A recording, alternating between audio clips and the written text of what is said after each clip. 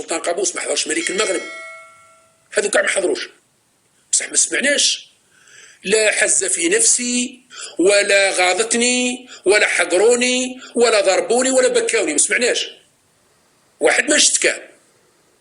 يعني الان رايحين نخلقوا مشكل مع الدول العربيه على راسها مصر، لانه هي اللي استضافت القمه والسعوديه اللي حضرتها.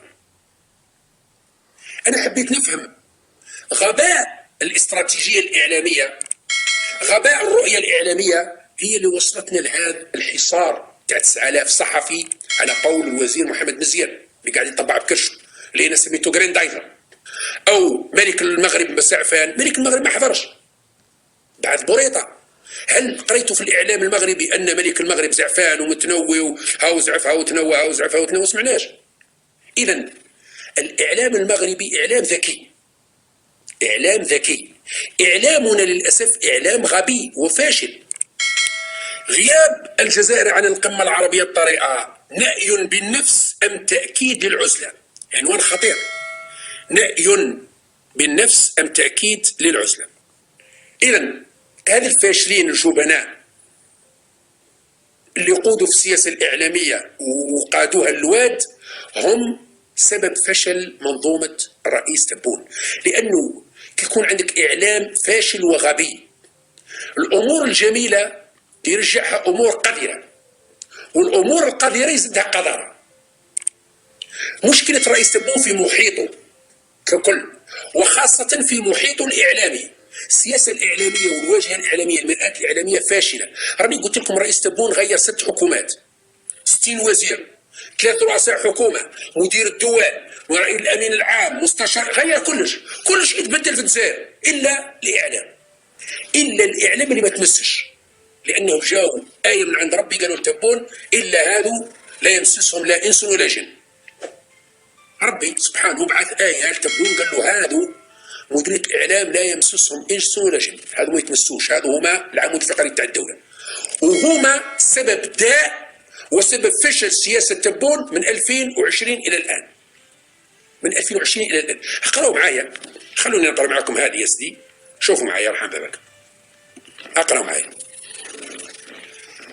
رئيس الجمهورية السيد عبد المجيد تبون يترأس اجتماع عمل تقييم تناول حصيلة عملية التصدير للمواد والمنتجات الجزائرية والإجراءات المتصلة بها. وشنو اجتماع تاع عمل تقييمي تاع واش؟ يترأس اجتماع عمل تقييمي لتناول يترأس اجتماع عمل تقييمي تناول، يعني ترأس قبل، تناول حصيلة عمليات التصدير للمواد والمنتجات الجزائرية والإجراءات المتصلة بها. أوكي. أنا كمواطن جزائري بسيط أعيش في أي بقعة من الجزائر المحروس، من الجزائر الكبرى، أعيش في الجزائر العميقة ولا في الجزائر العاصمة نتاع القاع والباع والخال مربع؟ يا خو احنا ولاد القاع والباع والخال مربع يا خو، يروحوا في الحراش مزيان، من الحراش للحراش، من الحراش داو الحراش. اذا انا سوادي راني من الجزائر العاصمه يا خو، ولا راني من الجزائر العميقه، ولا راني من مناطق الدم. كي نقرا منشور كيما هذا في رئاسه الجمهوريه الجزائريه يترأس رئيس يترأس اجتماع اقدار الصادرات، ايه وش صدرنا؟ وش صدرنا؟ البيان اعطونا معليش شاركونا معكم، فرحونا سيدي، اعطونا حاجه معكم مليحه نفرحوا. ماذا صدرنا؟ من غير الغاز والبترول وش صدرنا؟ الغاز والبترول وتوسيالي الحديد اللي يجي فيه من استراليا والبرازيل يرحي فيه بالغاز باطل ويصدروا. اذا هذا ما نقولوش صادرات مش تاعنا، يولي نتاعنا لما يكون الغاز تاع غارج بلاد، لما يكون الحديد تاع غارج بلاد والغاز تاع حاسي الرمل، انا نولوا نقولوا صح. لكن الحديد من استراليا ومن البرازيل يجيبوه دي بلوك ويطحنوه، يعني قصدي يصهروه يولي حديد بالغاز الجزائري $3 عوض $150 السوق العالميه، ما درنا والو، رانا نبيعوا في الخساره، رانا خاسرين خاسرين خاسرين. اذا من غير الغاز والحديد تاع توسيالي والبترول ماذا صدرنا؟ ما هي صادراتنا؟ صدرنا الكورجات، وش صدرنا؟ الطماطيش، ماذا صدرنا؟ اعطونا فرحونا سيدي.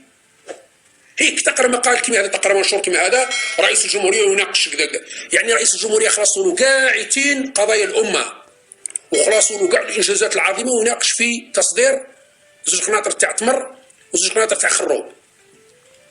كارثه، إساءة لرئيس الجمهورية وإساءة للدولة الجزائرية أنك تكذب على الرئيس وتكذب على الشعب الجزائري وتقول عندنا صادرات. أعطونا قسام الصادرات اللي تصدروا فيها، ورونا واش تصدروا سيدي، سر من أسرار الدولة.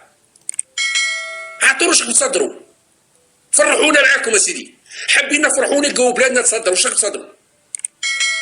كي تقرا يعني منشور كيما هذا في مديرية الإعلام لرئاسة الجمهورية تضرب راسك على حاجة تفشخوا.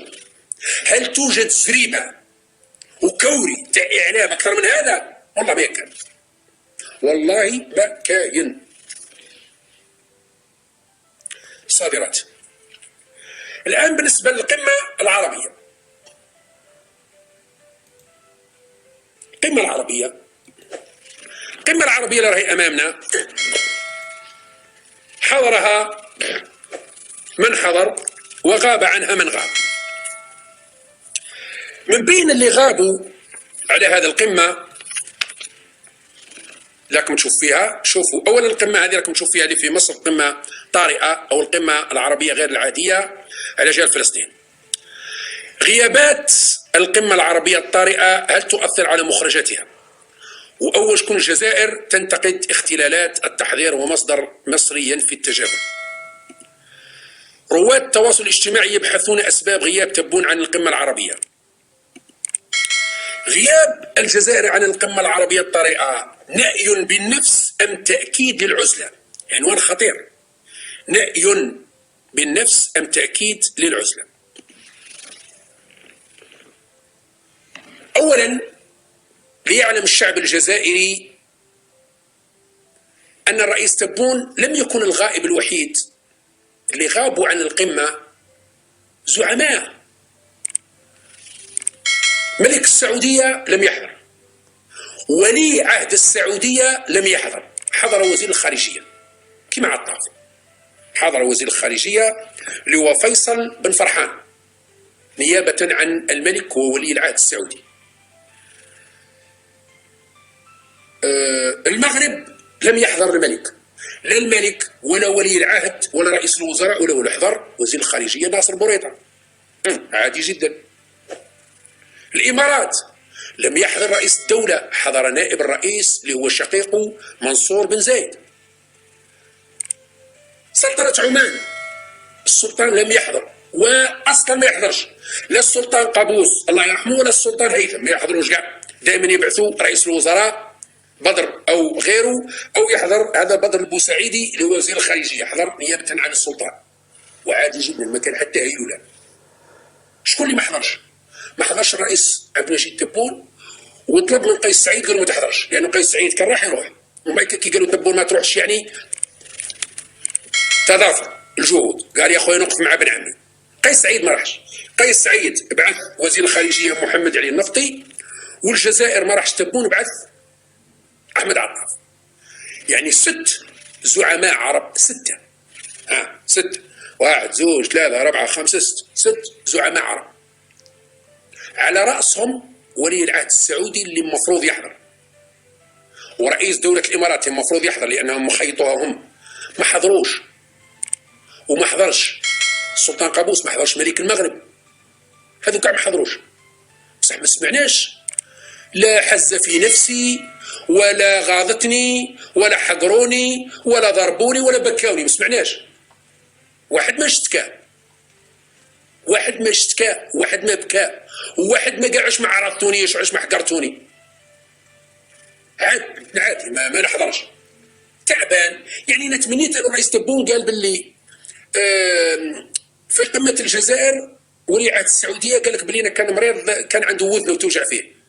انا ثاني نقول يا ودي عندي رجلي توجع فيه، والله عثرت هكذا ما نقدرش نجي. وصلت كنبي اللي في القلب في القلب، اللي في القلب في القلب، خليها في القلب. علاش نروح انا نخلق روحي مشكل؟ الان فتحنا جبهة جديدة مع العالم العربي، خاصة مع مصر والسعودية. روحوا قراوا الإعلام المصري داخلين علينا السب والشتم، ما حبيتش نشر برك، داخلين علينا السب والشتم الاعلام المصري، خاصه وسائل التواصل الاجتماعي. قسم بالله غير من مديننا، مش حاسس بروحهم هذا رئيس تبون، مش حاسس بروحه. يعني حطيتونا في موقف حرج. وعلاش هذا التبهديل؟ يعني الان رايحين نخلقوا مشكل مع الدول العربيه على راسها مصر، لانه هي اللي استضافت قمه والسعوديه اللي حضرتها. انا حبيت نفهم غباء الاستراتيجيه الاعلاميه، غباء الرؤيه الاعلاميه هي اللي وصلتنا لهذا الحصار تاع 9000 صحفي على قول الوزير محمد مزيان اللي قاعد يطبع بكرشه، اللي انا سميته جريندايزر، الوزير المغوار جريندايزر.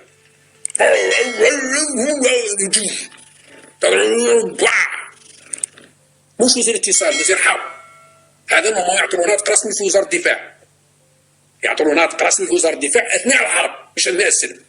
اثناء السلم ما نحتاجوش، اثناء الحرب كي نولوا في الحرب يخرج يدير لنا المعارك. السياسه الاعلاميه سياسه فاشله وجبانه، لانه كان من المفروض الرئيس زعفان وماهوش عاجبه يروح ما ينزل حتى بيان يسكت.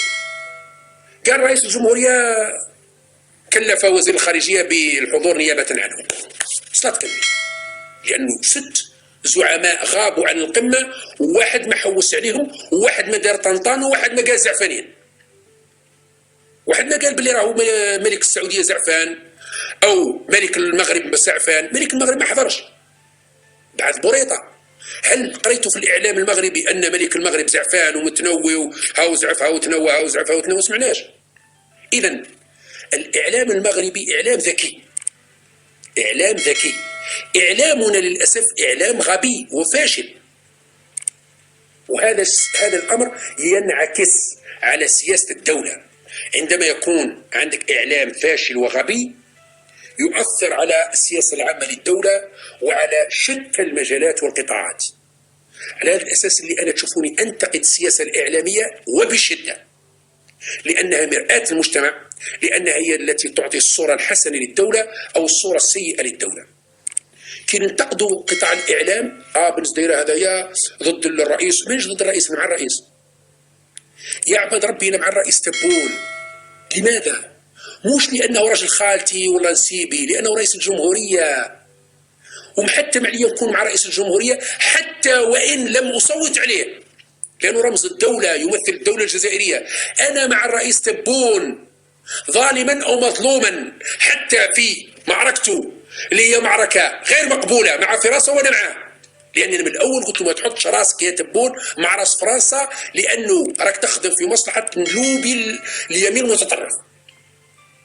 انا لو كنت شفت في فرنسا كلهم متفقين على اعدائهم للجزائر نقف مع بلادي ومع سياسه تبون مهما كانت، لكن انا شفت انه اليمين المتطرف فقط هو الذي او هو المستفيد من هذا العنطريه تاعنا في الجزائر. لهذا السبب اللي قاعد نقول يا سي تبون لا يجب ان تعطي فرصه، لا يجب ان تعطي هديه على طبق من ذهب لليمين المتطرف، لانك بهذه الطريقه وبهذه السياسه وبهذه الهجمات الاعلاميه الغبيه انما تخدم اليمين المتطرف.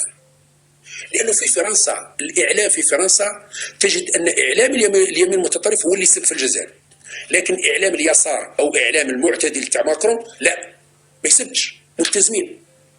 اذا احنا في الجزائر ما عندناش اعلام اليمين والاعلام اليسار، عندنا اعلام واحد اللي هو اعلام مديريه الاعلام. اعلام كله في الجزائر اللي هو مديريه الاعلام. وعلاش؟ لانه يدو في الاكسجين والاشهار من الاخر.